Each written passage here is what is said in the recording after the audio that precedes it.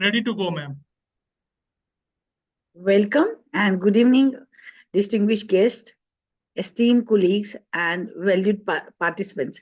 It's with great pleasure that I welcome you on an engaging, illuminating discussion on a subject that is both vital and time timely. It is antibiotic use in OBGYN, and we are here to navigate through the complexity of this topic, to clear the confusion and to provide clarity and reach the consensus that will guide us, our practice, and improve our patient's outcome. It is my honor to introduce our esteemed orator, Dr. Narendra Malhotra, a vanguard in the field of obstetrics and gynecology and the esteemed president of FOXY 2008.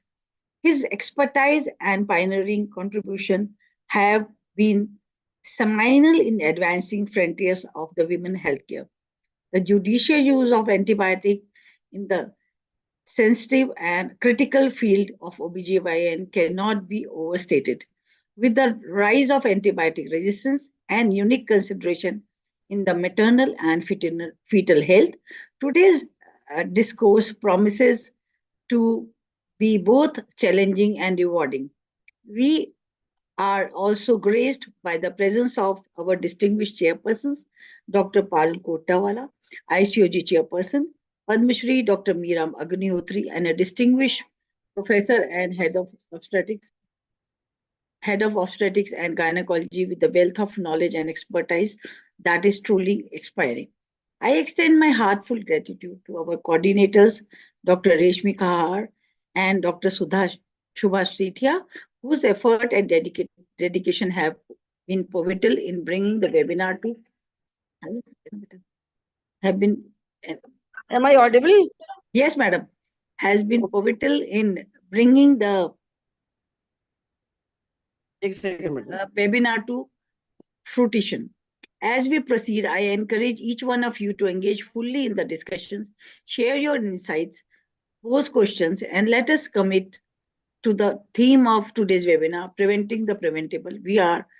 As we strive to remember and commit to the best practices in our field now, without further delay, I'm delighted to invite chairpersons to introduce Dr. Narendra Malhotra, who doesn't require any introduction, as I've already stated. It'll be, but when Dr. Meera will introduce him, I think that will be a great day. Welcome, Dr. Meera, to this oration of Dr. Narendra Malhotra. Okay, thank you very much. Thank you very much. What am I supposed to do? Madam आप doctor Narendra Malhotra के बारे में 2 लाइनें बोल दीजिए.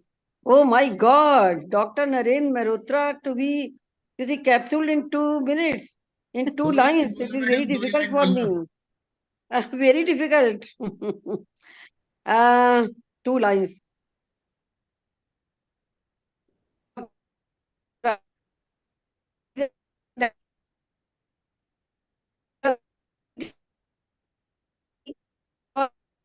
आपका network बहुत poor है. हाँ, मैडम का नेटवर्क बहुत पुअर है. सर मैं ही कर देती हूँ आपको इंट्रोड्यूस छोटा सा. So, sir is managing director and of Global Rainbow Hospitals. He is also director of ART Rainbow IVF. He is director of Foxy Smriti Manyata CSC, vice president of Society of Ovarian Rejuvenation. He is director project Preventive Healthcare Rotary Club. He is also director international relations CEFOG and national director of Donald School of Ultrasound. I think इससे ज़्यादा sir मैं चाहूंगी कि लोग आपको सुने. And it's a privilege to have you with us today. He's in charge of the Donald Clinic Center. We have been benefited very many times in the conferences by the workshops he carries out, and sometimes it so happens that in the end, when this workshop is over, we are asked, "Madam, ab dobara kaise kar sakte hain?" Then I say that simply to go to him and get it. Recently, he has just changed his activities more towards the, decoding of the health. And no one can be better to decode the health and rejuvenate. Everybody wants to be rejuvenated. So this is the latest thing which we are doing.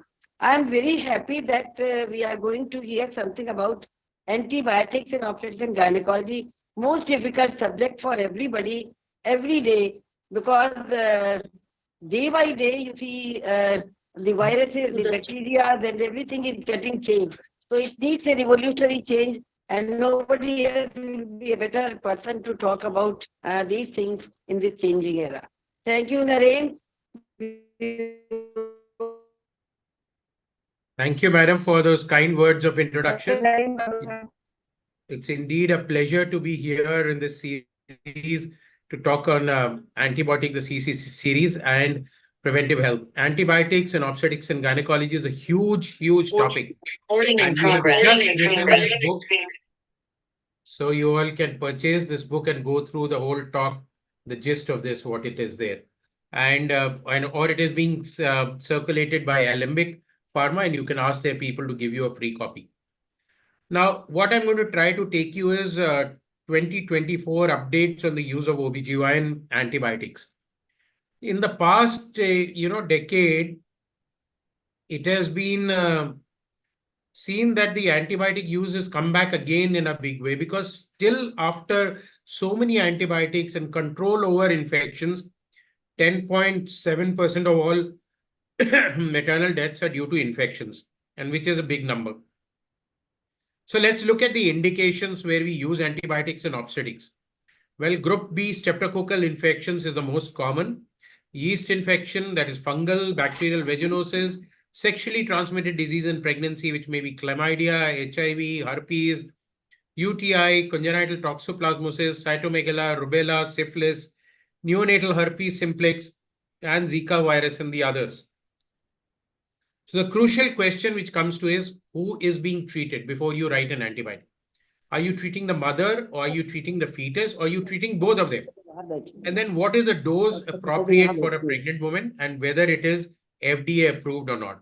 So how do you know FDA approved? FDA has categories, and category A, B, C, D, E. The B category antibiotics which can be used in pregnancy are penicillins, cephalosporins, carbapin, except imipenem, daptomycin, azithromycin, metronidazole, which is avoided in first trimester, nitrofurantoin, acyclovir, amphotericin, and then you have the C, the quinolones, chloramphenicol, and you have the D, which should not be used, and X, which should not be used. What are these categories? Category A is which is accepted and shows no evidence of any fetal risk. Right now, there is no category A antibiotic. All are in category B, which we use. These are accepted, and in animal studies have shown no risk, but in human studies or animal studies, maybe minor risk may be there. And you have category C, where with caution to be used, where the benefits of giving an antibiotic outweigh the risk of that infection. So they are risky, but if required, can be used or should be used. And D, used only in life-threatening emergencies when no safer drug is available, and there is definitely a positive evidence of fetal risk by these. And category S, which are not to be used in pregnancy in any case, because the risk involves more than the benefits, and if they are safe. So where if we use the antibiotic in the pre-organogenesis form, all or none phenomena, nothing may happen, or that baby may get aborted. Then you have the embryonic phase. The embryonic phase is from 3 weeks to 8 weeks, and that is where the formation of heart, limb, and you might get, if you use a teratogenic antibiotic, you might get effects. And of course, the fetal part, where the CNS, ears, eyes, teeth are developed, and they may cause functional defects or minor malformation. So and I showed you the list. Let's go one by one to those infections. Group B streptococci infection are commonly causing chorioamnionitis, puerperal endometritis, and early onset of neonatal sepsis. The consequence of such infection is pneumonia, meningitis, miscarriages, stillbirth, preterm deliveries, and sepsis. The ideal antibiotic here is penicillins, but we don't give penicillins because of its allergic reaction. So ampicillin 2 gram IV loading, and then you follow it by 1 gram every 4 hourly during labor until delivery. The other options are, of course, erythromycin and vancomycin can be used. Yeast infection or fungal, Candida albicans and Candida. So Candida affects about 40% of pregnant women. It's got a very high morbidity. And if it goes into the systematic blood and you have fungal in the blood, then even the mortality is high. So topical creams like clotrimazole, miconazole, suppositories, fluconazole, orally, single dose 150 can be used. And it is seen that topical use of antifungals will cause no teratogenicity. Bacterial vaginosis, classical fishy smell, dirty discharge or in the vagina, and treated by metronidazole locally and metronidazole orally. Clindamycin cream and not orally, because clindamycin in pregnancy and doxycycline not to be given. But you can use them locally, and you add prebiotic and probiotics, especially ferritin, lactoferrit probiotic, so that the lactobacillus is restored in the vaginal and the normal flora is restored and there is no infection. Sexually transmitted diseases in pregnancy, transmitted through the placenta, may infect the fetus, like syphilis. Transmitted during birth from the vaginal canal, like chlamydia and herpes. Pose a threat for causing preterm labor, bacterial vaginosis. Increase the risk of vertical transmission like trichomonas and herpes simplex and HIV. So what do? If there is a chlamydia, then azithromycin 1 gram orally or levofloxacin. If there is genital herpes, acyclovir 400 milligrams 3 times a day or vancomycin. This can be given. Recommended to start this treatment in the 3rd trimester. That is it. HIV in mother will cause lot abortions, low birth weight, stillbirths, all that. And in newborn, low birth weight, neurodevelopment problems, vertical transmission of HIV. So antiviral drugs, retroviral drugs need to be given. And this is done only after testing and doing the viral loads. Because 15 to 40% of newborns born to untreated HIV infected mothers will get infected. So if there is HIV with high viral load, the mother needs to be treated so that the vertical transmission can be prevented. Now for this, you have the NRTIs, the nucleoside-nucleotide reverse transcriptase inhibitors as the entry retroviral treatment. And we have various regimes for the antepartum management, for the intrapartum management, and continue the antiretroviral treatment in the postpartum period to reduce the risk to the mothers. Various drugs, as you can see here, which are available now, better drugs are available which are used. So you use the combination of TDF, FTC, EFV, or ZDV, 3TC, EFP, and various combinations can be used. And the other agents, the nucleoside reverse transcriptase inhibitors like abicavir and all those can be used. This will depend on the HIV expert who will guide you through this, but we need to know that this needs to be given. What about hepatitis B and HCV? Now we have no drug which is approved for HCV treatment in pregnancy. But for hepatitis B and also for HCV, INF alpha and ribavirin or lamivudine and tenofovir and can be tried or given to. The other sexually transmitted disease in pregnancy are the urinary tract infections in the mother, causing burning micturition, hematuria, fever, pain, newborns leading to growth retardation, low birth weight babies. So nitrofurantoin is your drug of choice, antibiotic of choice. 5 to 7 days. For preventive, you can give it even more for 15 days and OD even for a month. Amoxicillin, clavinate combinations, cephalosporins, cephalexin, or phosphomycin, the newer one, one single sachet of 3 grams with water and can be repeated after a week. Congenital toxoplasmosis, pyramycin is a treatment of choice, and pyrimethamine and sulfadazine, if diagnosed in pregnancy, is your alternative. Congenital syphilis, penicillin still remains the treatment of choice. Otherwise, other cephalosporins and other drugs, if there is sensitive or allergy to penicillin, can be used. For congenital rubella, there is no specific antibiotic. Non-specific immunoglobulins at the dose of 0.55 ml per kg body weight intramuscular for exposure in early pregnancy can be given if the woman is not active rubella has occurred in early pregnancy and termination is not opted for. For herpes simplex, Acylovir 60 milligram per kg body weight in 3 divided doses, that is 20 milligram per kg per dose is for herpes. The next is chorioamnionitis. Now, chorioamnionitis is intraamniotic infection. By the American College of OBGYN, the definition is an infection which results in inflammation or any combination of amniotic fluid, placenta, fetus, fetal membrane, or decidua inside the chorion is chorioamnionitis. And there are various routes. It can be iatrogenic if you've done a procedure like CVS or amniocentesis. It can be peritoneal through the tube. It can be transplacental. It can be through the umbilical cord, from ascending infection from the vagina and the cervix, and primary from the blood.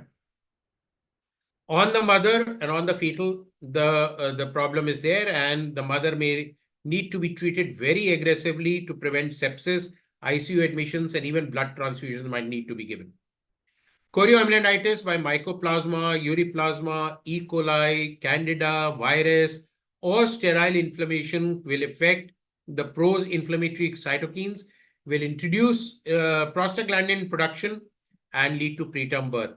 And in the baby, necrotizing enterocolitis, retinopathy, immune cell dysfunction, all that, RDS, white matter damage or intraventricular hemorrhage, the white may occur. And asthma, poor lung development, cerebral palsy, all that can happen in the as a long-term effect of chorioamnionitis in the fetus. It has to be diagnosed by laboratory or a positive amniotic fluid culture. So you do an amniocentesis, do the culture, and of course WBC will tell you, count will show you. Usually we don't do amniocentesis for diagnosing, and we go by the fever and the clinical symptoms and the CBC counts. How do we manage it? If the gestation is less than 22 weeks, then antibiotics and antipyretics. If the gestation is 23, antibiotics, antipyretics, more than that, less than that, antenatal steroids, because this baby might deliver early, and after the treatment, you need to deliver them either vaginally or by cesarean. If the gestation is 24 around weeks, then antibiotic, antipyretic, steroids, and magnesium sulfate. And if the gestation is big, mature baby, then only antibiotics, antipyretics, and consider delivering and using antibiotics also after delivery for postpartum sepsis. Now, the scheme of prevention treatment in the mother according to the guidelines recommended are by ACOG, NICE, Spanish, Solvin, all these guidelines. If the patient has no allergies for obstetrics, ampicillin, gentamicin, metronidazole combination for chorioamnionitis, piperacillin, tazobactam combination, clarithromycin, cefzolin, amoxicillin, gentamicin combination post-delivery. For mild, if there is a penicillin or cephalosporin allergy, then gentamicin, cephalosporins, and azithromycin can be used. If there is severe allergy, then you use the clindamycin and the vancomycins and the metronidazole. And if there is severe infection, then of course gentamicin, metronidazole, and the. So that take care in a nutshell on the antibiotics in obstetrics. Let's come to gynecological infections. Now, gynecological infection, if we go from below, bacterial vaginosis, which we've already talked about, which will need local treatment, plus if there is dysplasia, cryocautery or that, and a good dose of good probiotic with lactoferrin and lactobacillus together, locally and orally also. If the infection has gone to the cervix, the patient is going to complain with discharge, and this is usually herpes, mycoplasma, trichomonal, or it might also be non-infective by a foreign body, forceful intercourse, chemical that is touching unwashed hands and all, or it could be radiation or Beckett syndrome or lichen planus on the others, the vulval lesions. It presents as urinary frequency, dyspareunia, vulvovaginal infection, edema of the cervix, postcoital bleeding, endocervical bleeding when you take a swab. 15% of women will have both UTI and cervicitis together. And when you do a per speculum examination, you see a red inflamed cervix like that. and you may see discharge like that. Mucopurulent discharge, cervix is friable, there is edema, and there is punctate hemorrhages. If it is Trichomonas vaginalis, that tells you what is known as the strawberry cervix, and ulceration, which is more common in herpes. So vaginal pH is, because of lactobacillus, normally is acidic. If the pH is alkaline, you can do it with a simple litmus paper in your OPD at the time of examination. If the chlamydia gonorrhea is there, then we do a NAT test. If the testing for bacterial vaginosis is by microscopy, a wet preparation, a dry gram stain, and a culture and vaginal pH. And of course, to identify, NAT can be done. And the mycobacterium are all cervix which are not responding to treatment.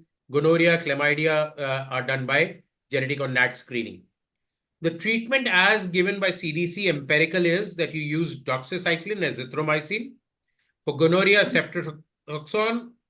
For bacterial vaginosis, metronidazole and clindamycin. And for trichomonas, metronidazole or tinidazole, single dose, 4 tablets stat. And of course, local, and all these are to be added. The prebiotic and the probiotic has to be added. If it is viral, then acyclovir, famclovir, orally and also locally in the form of creams can be used. If then doxycycline probably is one of the good. The next organ in gynec which can get infected is the uterus. And uterus may be endometritis or endomyometritis or both. And the causative is usually early carcinomas, in menopause, senile endometritis, infected hematometra, tuberculosis, all that can cause endometritis.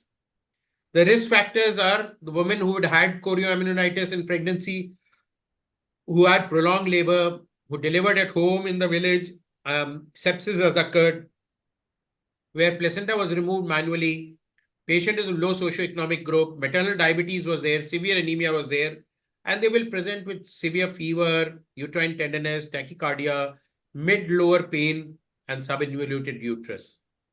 So we need to differentiate whether it is acute or chronic, because chronic could be because of tuberculosis. So that we will have to put a ATT, anti-tubercular treatment. And acute would be presence of microabscesses. You do a scan, you see it is very tender with the probe tenderness, and there are microabscesses and bleeding, instrumental bleeding, and urinary UTIs along with it. So how do we treat it? The first line is ceftriaxone, doxycycline, metronidazole. The other is ceftriaxone plus probenecid plus doxycycline plus metronidazole. And the optional, the other is that third generation cephalosporins added to the doxycycline metronidazole cycle, and for 14 days. And that is what we need. The correct dose, correct time, and the correct duration is very important. If it is chronic endometritis, suspected tuberculosis, we try to test it, which is difficult, but empirically now anti-tubercular treatment cannot be started in India. It is a notifiable disease. So you have to notify and then start the 4-drug regime or the 3-drug regime. They come in sachets now, so it's very simple. Rifampicin, ethambutol, pyridosmide, and isoniazid. Then after uterus, it is the tubes and salpingitis. And this is what is very, very common in India, leading to infertility. Acute salpingitis, the tubes will be inflamed, they will secrete fluid, there'll be pus formation, and they may rupture and cause peritonitis also. Chronic salpingitis is when the inflammation is slower and usually tubercular or a chronic bacterial. How do we treat it? We must give Augmentin as the first drug of choice and doxycycline metronidazole combination to this woman, injectable or oral, depending on how the patient is. Urinary tract infection in non-pregnant women, uncomplicated UTI or complicated UTI. And it's ascending infection. Complicated when we say, then when it is associated with comorbidities like diabetes, malformations, atypical organisms, drug resistance, and going up to the urine and leading to oliguria and the other things, or following a surgical procedure, renal transplant, stenting, etc. Uncomplicated occurs very frequently, does not require hospitalization, and most commonly by E. coli, Klebsiella, Proteus, Pseudomonas, and the symptoms are pain in micturition, frequency, bladder cystitis, urethritis, kidney pyelonephritis will cause all the pain symptoms and fever. Of course, nitrofurantoin here still remains the drug of choice for 5 to 7 days, followed by even up to 15 days or even a month or 3 weeks for preventive measures for recurrence. Phosphomycin, one sachet, 3 grams one day, and then can be repeated. Or you use the first generation cephalosporins. Or use trimethoprim, sulfametazole combinations, fluoroquinins, which we are very frequently were using in the past, like ciprofloxacin, norflox, oxofloxacin, levofloxacin. The newer antibiotics has taken over with fashion, but these still work well. And of course, aminoglycosides, because it's gram negative, gentamicin and amikacin, gentamicin 80 or 60, depending on the weight, and amikacin 500 BD, injectable. If it is complicated, then carbamazepine and the meropenem and the ferropenem drugs could be used. Only being recommended when the other drugs are not effective. A lot of us have now started using this as the first line of treatment, the third and the fourth generation. And this could in later of, because if your patient does not respond to this, what do you have next? So the last choice of drug should not be used first. Now, with preoperative prophylaxis, most common organisms which infect the stitch line are staph, aureus and epidermis, aerobic streptococci, and anaerobic cocci. So you need to give, if you're going to use preventive preoperative, 24 hours or during anesthesia. Now, there is a guideline for hysterectomy, for pelvic reconstructive procedures, for cesarean section, and Sufzolin or that group stands the best. The alternative regimes, of course, are the ampicillin, sulbactam, or the gentamicin ampicillin combinations, or even fluoroquinins and clindamycin if you feel that the infection was already there. And of course, post-delivery azithromycin, which I'll talk to you a little bit in detail in a couple of slides more. Other smaller procedures, aseptic minor procedures, no antibiotic is recommended.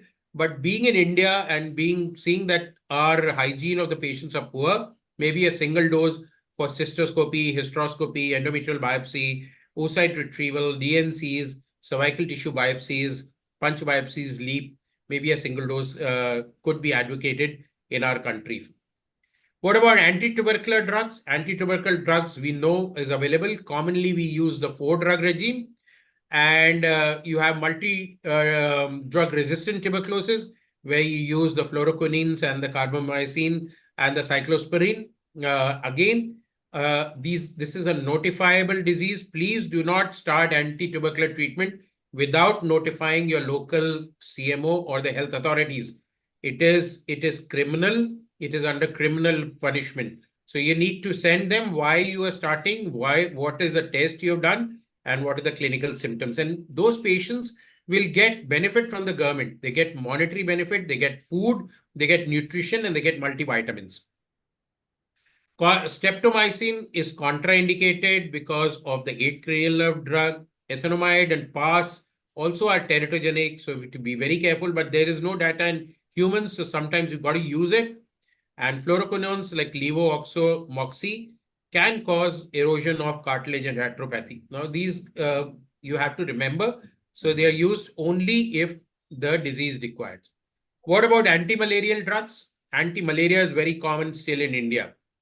And you can have uncomplicated P. falciparum, uncomplicated Vivex, and complicated combined falciparum Vivex. So quinine plus doxycycline if it is not pregnant, quinine plus clindamycin, chloroquine, primaquine if it is Vivex or chloroquine. And if it is complicated, you give a combination of all of them and the newer antimalarials. The other newer antimalarials are available now, but they're not sufficient data to use in pregnancies and to be avoided in the first trimester. But these drugs are there. And if it is severe malaria, non-pregnant, then maybe you can use them. What about antifungals? We've already talked about topical antifungals. All topical antifungals produce no teratogenicity and can be used. The grisoflovin and the other antifungals orally, the effect on pregnant women might be there, not very established. What about hookworms and helminthides in worm infestation? Now, with worm infestation, there's again a common problem in India, causing anemia, reduced birth weight, perinatal mortality. Most of the drugs are in category C. But the problem is they are all available OTC. So a lot of drugs are given. These drugs are using like Bandy, ivermectin, and all that. So if it is a nematode infection, bebendazole, albendazole, ivermectin, or parental palmoid, category C. If it is filariasis, then dichlorobenzamide. If it is cestode, then paraxylene, which is category B. So what is new? All this is there, and what is new? There's something new which has come, which is actually not new, which can probably reduce our maternal mortality in developing countries. So we have done remarkable work of bringing down the maternal mortality to 97. But maternal sepsis, as I told you, 10% of mortalities are still due to maternal sepsis. So puerperal sepsis research was being done, and this is a research which being done at the 5 centers showed that it's mainly because of E. coli, Strepto, Staph, Clostridia tetani, Clostridia welchii, and Staph aureus, and gonococci. So these need to be targeted by a broad spectrum, and of course, tetanus immunization in the others. So we have to remember that puerperal sepsis is a polymicrobial in origin, and diagnosis of maternal infection is based on non-specific clinical signs and symptoms. Difficulty in prompt identification of cases because the patient is discharged from the hospital and they don't recognize mild fever, they don't come back to you, and it may lead to severe morbidity and even mortality. So postpartum screening and intrapartum screening with IV antibiotics is not feasible in low-income countries. We cannot give them high-order antibiotics. So here is an alternative. Azithromycin is a broad-spectrum macrolide antibiotic activity against most of the gram-positive and gram-negative. So it works against E. coli, streptococci, staph, streptococci pneumonia, gonococci, mycoplasma, and chlamydia. So the spectrum is really broad and could be a right choice for reducing maternal sepsis. So azithromycin preventing sepsis and death, a lot of literature available now. Single dose azithromycin prophylaxis in planned vaginal delivery sepsis, a good meta-analysis available. Intrapartum azithromycin prevents maternal neonatal sepsis and death, a systemic review and meta-analysis. It is very safe because it's category B drug and safe in breastfeeding. So how do you do? You give single intrapartum oral 2-gram azithromycin to reduce maternal infection, or a 2-gram IV injection on the delivery after cesarean or at the time 24 hours in the postpartum. So it's very low cost because it's come into the government scheme. So the cost is very, very cheap. And this could be a very, very good cheap alternative for India, especially rural, to have a single shot IV of azithromycin followed up with orally. So that is which all of us should follow. Whatever antibiotic regime you're giving, just give one extra shot of azithromycin, 2-gram IV or 1-gram IV on day 1 or just before cesarean or just after cesarean. We've done all this and come out this year in Hyderabad, Foxy, with a book called Antibiotics in OBGYN. And it's a wonderful compilation done by Dr. Jaideep Nag, the president, and myself. And it covers all these, what I've talked about you about it. I've tried to bring it. This is available with Evangel Publishers on Amazon, and it is also available free of cost, being distributed by Alembic Pharma. So you can talk to your Alembic representative and get this book free. Thank you, Dr. Anju, for inviting me here to share my views in a nutshell on a huge topic. And I've tried to cover it in just 20-25 minutes to the best of my ability. Thank you.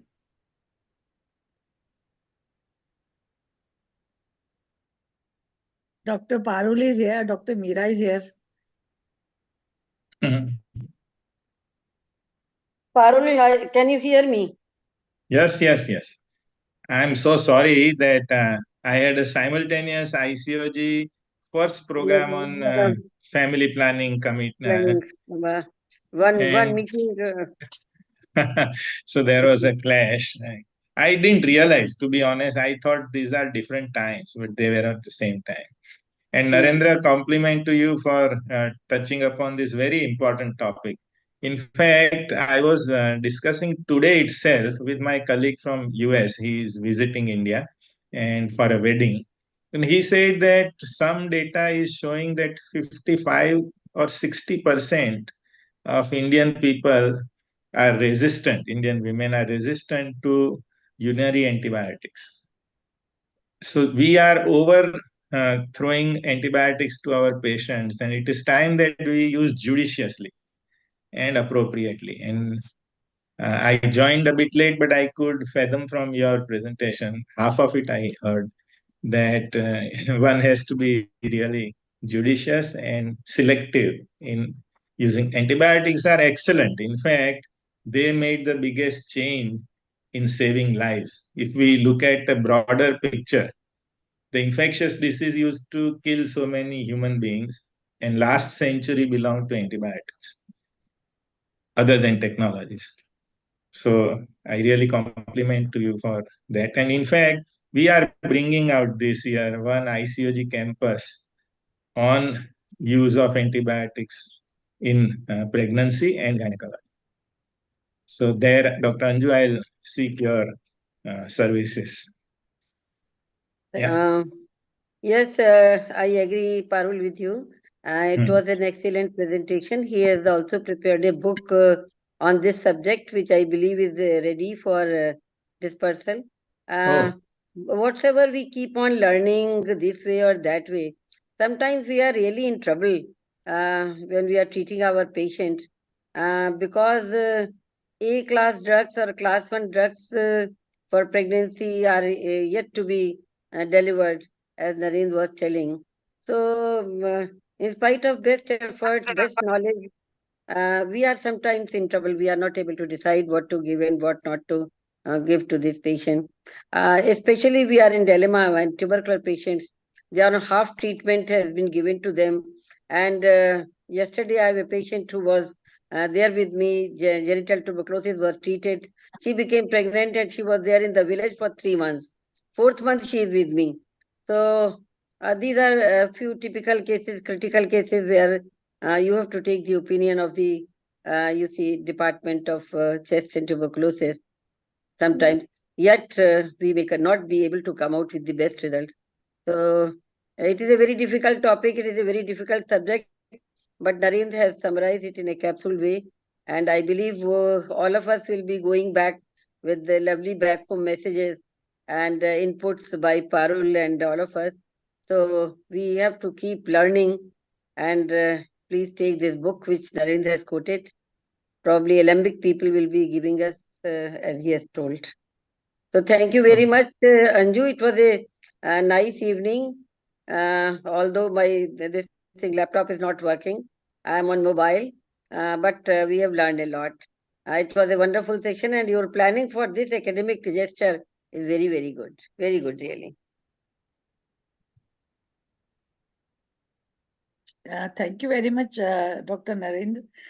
You have actually covered the very important aspect of what I have been, going through the journey of infections in OBGYN and at the right time.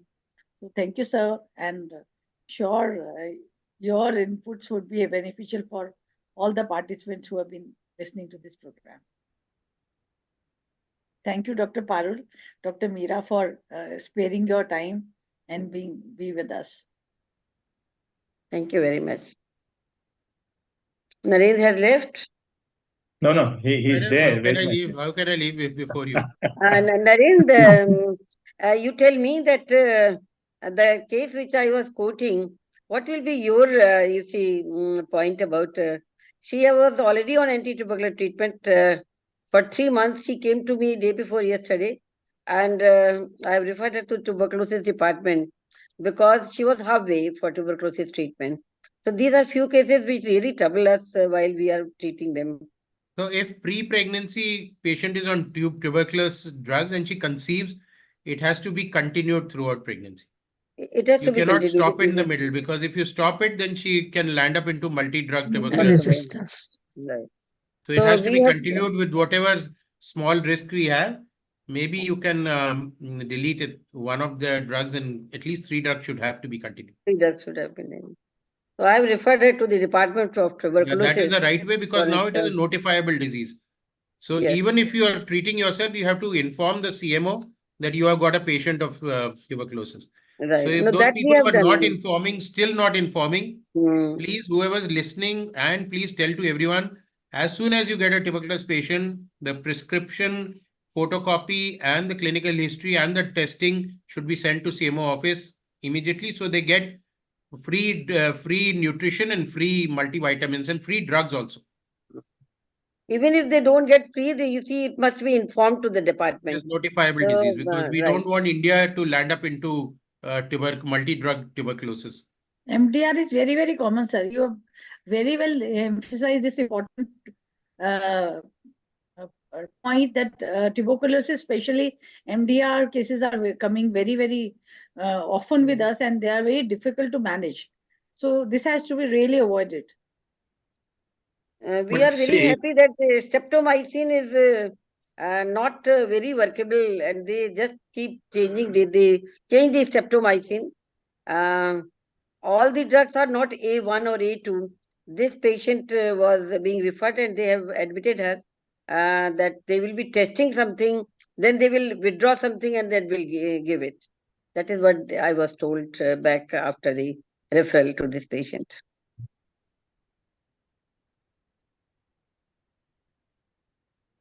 see, Anyhow, multi-drug resistance is by and large, I believe, known in community, doctor community for tuberculosis.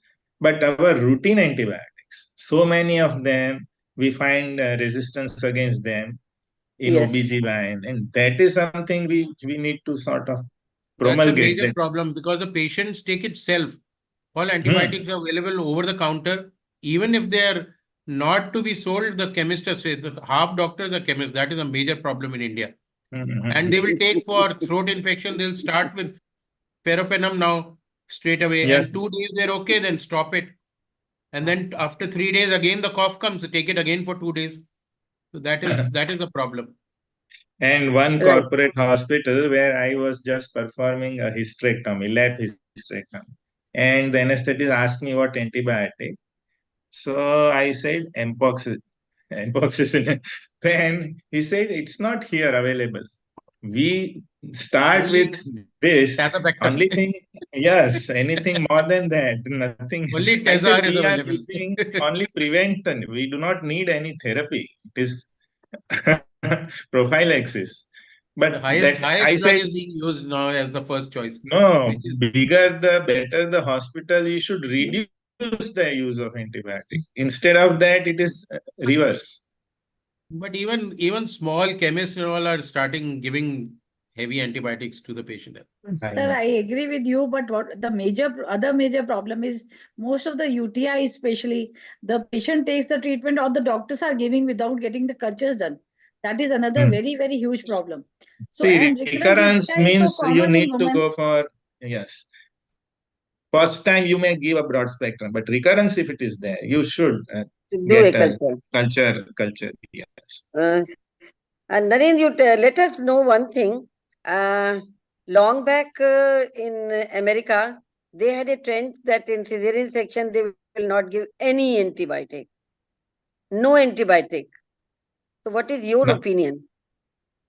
So even in USA, still they don't give antibiotic for cesarean That is what section. I am telling. But One patient of mine, the developing countries is different. All our women, the hygiene, the socioeconomic status, the exposure to so many microbes all over in the environment. So I think we are more prone to more bugs all around us, and we are more liable to get infections, especially. So a prophylactic, I won't mind giving a prophylactic, a single shot of whatever you want to give pre-operative, and azithromycin post-operative. That's what I'm using. Shall I add on to this? See, Yes, please. in fact, endometritis post-cesarean is a real problem. And so in cesarean, perhaps that is the only condition in gynec where we have to give antibiotic. All gynec surgery, we can stop giving antibiotic even perioperatively. But during cesarean, even vaginal birth has very low incidence of endometritis, but cesarean has a very high incidence of endometritis. So to prevent that, cover it with 2 shots of any ceftriaxone is my choice, 2 gram 1 hour before and 1 gram 6 hours after. But one can choose their own. No, US is a different ball game because that in is what. US, what they do is at 7 months of pregnancy, all pregnant women, they go for high vaginal swab for beta streptococcus culture. Now, I checked with our neonatologist and pediatrician. They say that our incidence is 1 into 500, whereas in US, beta streptococcus incidence is 1 into 200, less than that. And so for them, it is mandatory. And people from Dubai, patients come from Middle East, they also follow the same protocol as US. So they do it, but for us, it is not necessary. So we have to indigenize, like what Narendra presented. We have to address the situation in our country and our region of the country. But cesarean, yes, I would say mandatory. Because there is a cesarean, there is a scar, and there is lochia draining, and there is ascending risk of ascending infection. So why not be safer than rather than. Almost all guidelines mention that cesarean section has to be covered with antibiotics. So thank you very much, Dr. Anju, again, once again, for Thank this series which you are having, and wishing everyone all the best in life. Thank you so much, sir. Thank you. Thank you, sir. Thank you. Thank you, Anju. Thank you, Narendra.